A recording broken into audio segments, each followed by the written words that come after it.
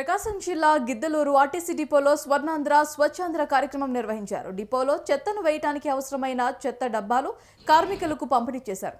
RTC కార్మికులకు దుప్పట్లను పంపిణీ చేసి వీధుల పట్ల నిబద్ధత క్రమశిక్షణతో పనిచేస్తూ సంస్థ ప్రతిష్టను పెంచుతున్న ఆర్టీసీ ఉద్యోగులకు సన్మానం చేసి ప్రశంసా పత్రాలు అందజేశారు.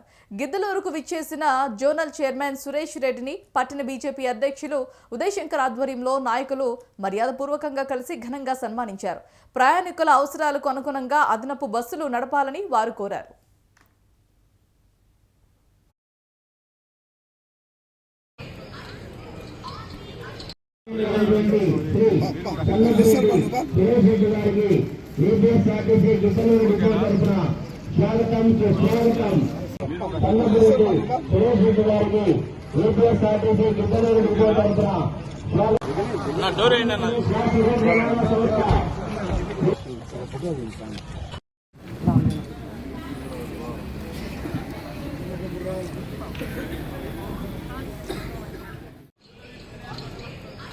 అనుగుణంగా ఇవాళ ఈ యొక్క స్వచ్ఛ ఆర్టీసీ అనేటువంటి కార్యక్రమాన్ని మేము కూడా తీసుకున్నాం.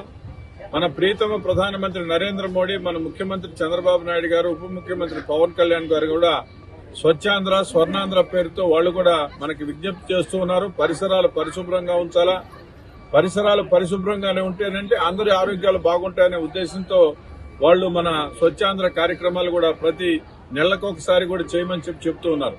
అదే రకంగా ఇవాళ ఆర్టీసీలో కూడా ఈ ప్రయాణికుల సంఖ్యకు అనుగుణంగా ప్రయాణికులకు మెరుగైన సౌకర్యాలు అందించడానికి కోసంగా మనం ఈ పరిసరాలు పరిశుభ్రంగా ఉంచడానికి కోసం డస్ట్ బిన్స్ కానీ, యాప్రాన్స్ కానీ, లేకపోతే అనేక లిక్విడ్స్ ఇవన్నీ రకరకాలుగా ఇస్తూ ఇక్కడ మరింత మెరుగైనటువంటి వసతులు కల్పించాలని టాయిలెట్స్ కానీ ఇవన్నీ పరిశుభ్రంగా ఉంచడానికి కోసంగా ప్రయత్నం చేస్తున్నాం.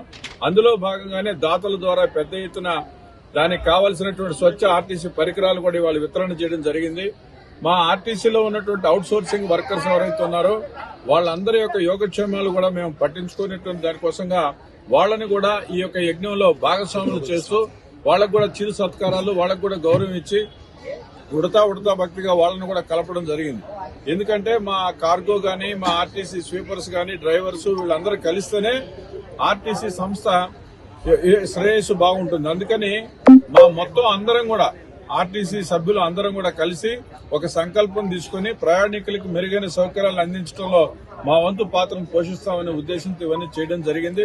అందుకోసంగా ఈ రోజు నేను ఈ ప్రాంతానికి రావడం, అదే రకంగా ఆర్టీసీలో అనేక రకాల బాధ్యతల్లో విజయవంతంగా పనిచేస్తున్నటువంటి ఉద్యోగస్తులను కూడా మేము అభినందించడం జరిగింది. ఇవన్నీ కూడా చాలా సంతోషదాయకమైనటువంటి విషయం తెలియజేస్తున్నాం.